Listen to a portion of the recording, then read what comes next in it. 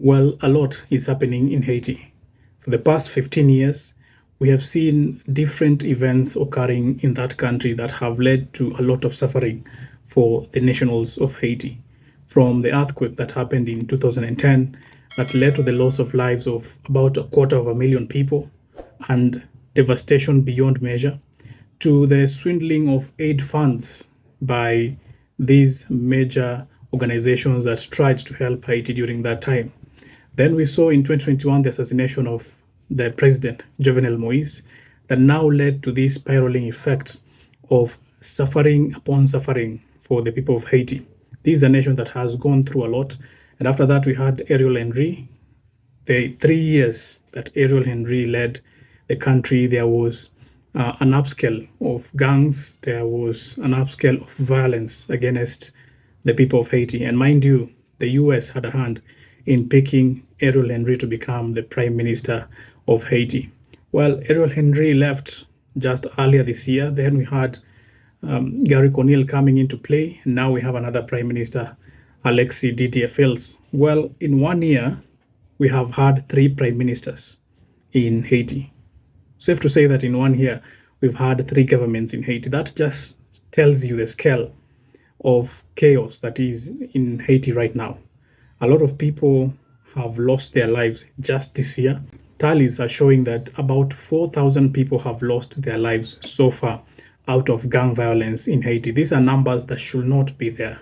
These are statistics that should not exist at this point in time, but they are there. And as days go by, the options of returning Haiti to normalcy are getting slimmer and slimmer. First, the US tried to intervene in terms of leadership. That is when Ariel Henry was made to be the prime minister. But that did not work. As I said earlier this year, Ariel Henry was forced to resign by the gangs. The Vivan Sam came together, said, we don't want Ariel Henry to be our prime minister. And by the way, Ariel Henry did not have support of many people to become the prime minister from the beginning. But then came Gary Conille, largely accepted, but Gary Conille has suffered his fate again. He has been removed from power by the new head of the Presidential Transitional Council. So we have seen some kind of a discord in Haiti from the leadership, that a lot is not going in accordance to how many would like to see Haiti, because there is instability from the top all the way down. And this has led to the spiraling effect of the gangs now in Haiti to take more power. And as time go by, we've seen the intervention, the international intervention that has been made in Haiti still is suffering critical challenges, because at this moment right now, that intervention should have enough backing from the international community, should have enough equipment, should have enough personnel, but it lacks this support. We are seeing the international community not giving Haiti the kind of support that they are giving other regions, say maybe the Middle East or the Eastern European Russia-Ukraine war. Many countries are rushing to their parliaments to discuss about what is happening in Ukraine, Russia. They are rushing to discuss what is happening in Israel, Gaza, and Iran, but they are not going to their parliaments to discuss what is happening in Haiti. This is the same discrimination that has been happening even in Africa. There are a lot of conflicts, serious, very serious conflicts. For example, the conflict in Sudan is a very serious conflict, and many have lost their lives. But it is not in the headlines.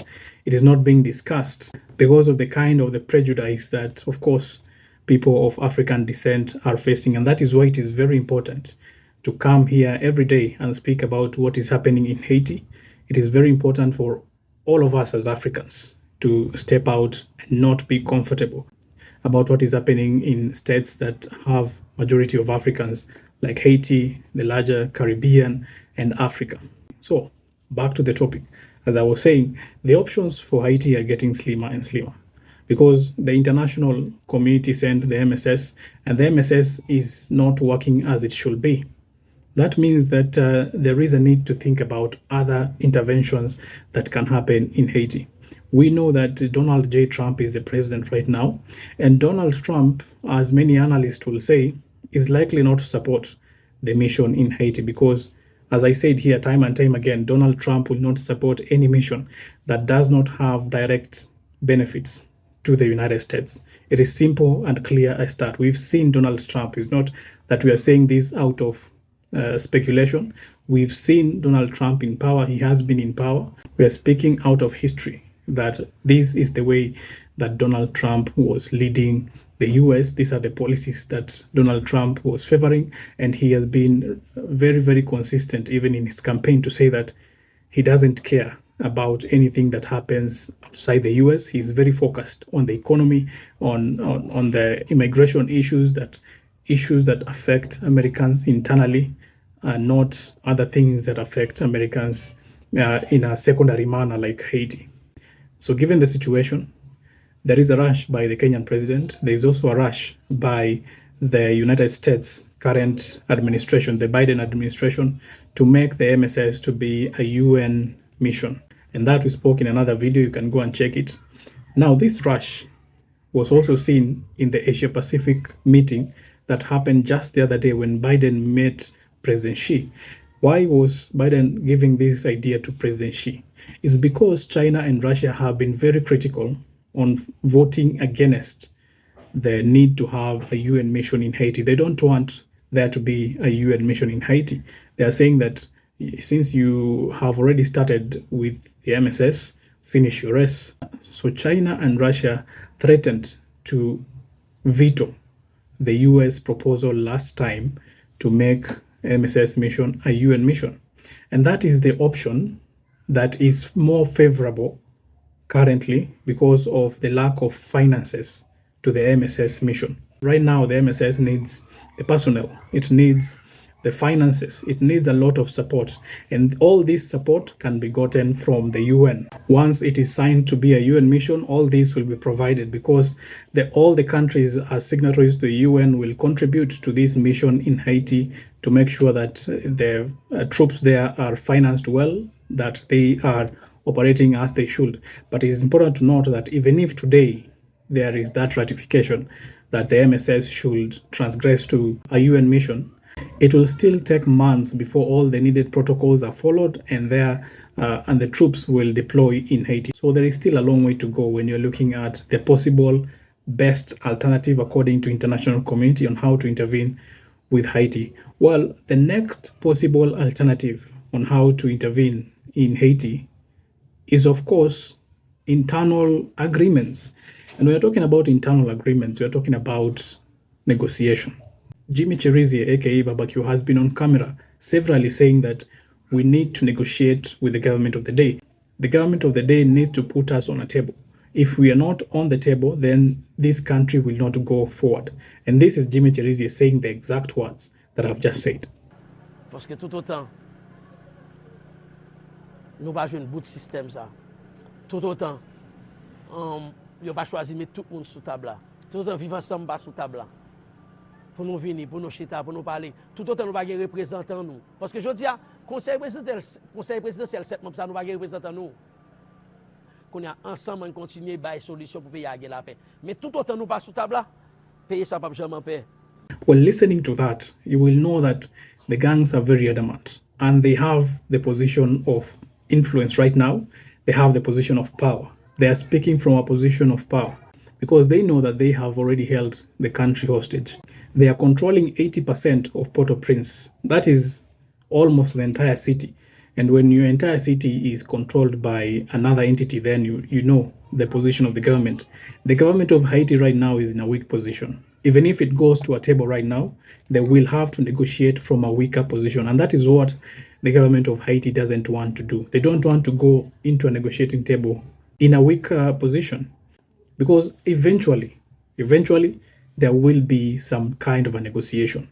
But the difference will be who will have the strong position in that negotiation table. And that is the reason as to why Barbecue wants that negotiation to be held right now, because he has the stronger position. He has the power right now. He is controlling not only the G9 family plus allies, he is controlling the Vivan Sam that is wreaking havoc in Haiti. So what the government doesn't want is such kind of a negotiation where you're going to negotiate with the Barbecue who has a strong position and you'll have to face or go by how Barbecue is saying.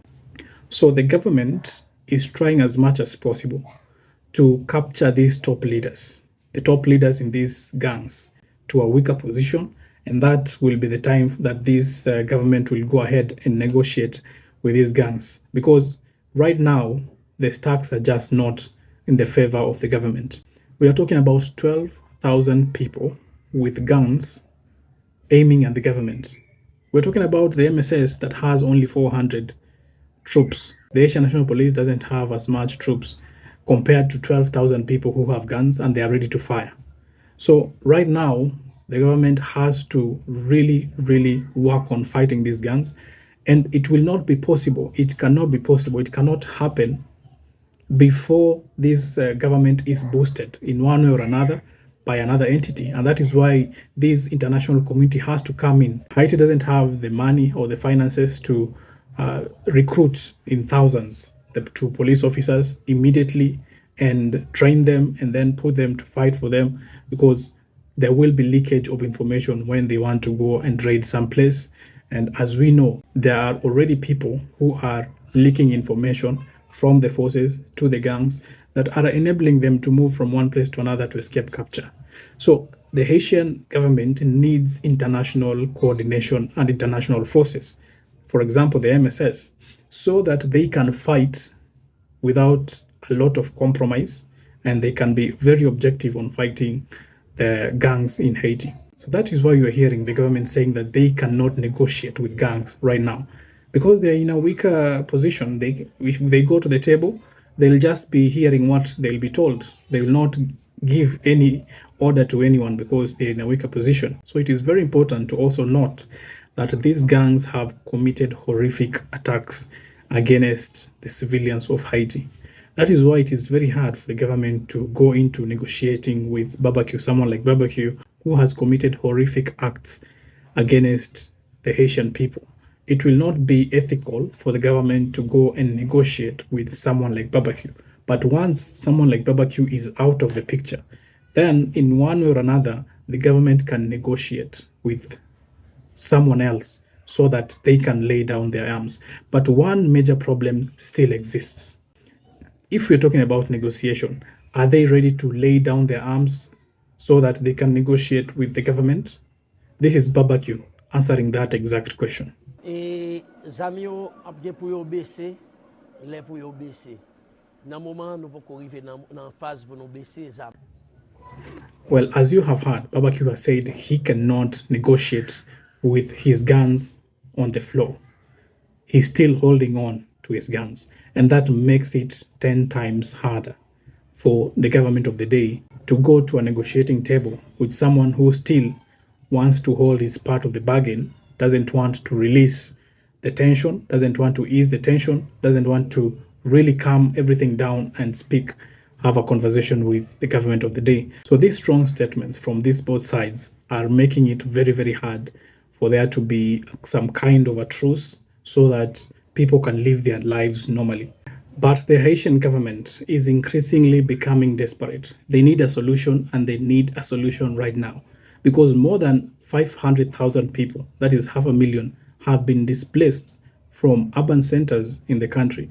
Many people are suffering. They don't know where to go. The Dominican Republic is closing its border, so Haiti is basically locked in with these gangs.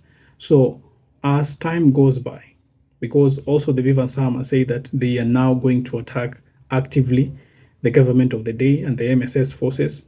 So all this is making the Haitian government to become very desperate, and desperate times call for desperate measures. It will not be a surprise if the MSS is not working as it should, if the international community will not authorize the UN mission as soon as possible. It will not be a surprise that the government will opt for negotiation, because that will be perhaps the only way to make sure that many people are not losing their lives, to make sure that there is some semblance of calm, that things can run again. But if they do that right now, it will be devastating. They're locked in a very tough, precarious situation, because if they go to negotiate right now, the gangs are going to be even more stronger than they are right now. Basically, the entire country will now be run by gangs. And that is not a situation that you want, because countries will refuse again to work with Haiti on anything if at all they will be run by gangs. So that is the situation that is in Haiti right now. If you're talking about possibilities of negotiation, yes, they are, of course, thinking about negotiation. They are, of course, thinking about how to end this suffering to the people. But the key word here is who is going to be in the position of strength, who is going to be in the position of weakness when we come to that time when there will be a negotiation. Because getting 12,000 people to lay down their arms is not only going to be done through a battle. And as I finish, one of the most challenging parts will be the fact that Port-au-Prince alone has more than 20 gangs operating, 20 serious gangs operating in Port-au-Prince. So negotiating with one can lead to enmity with another.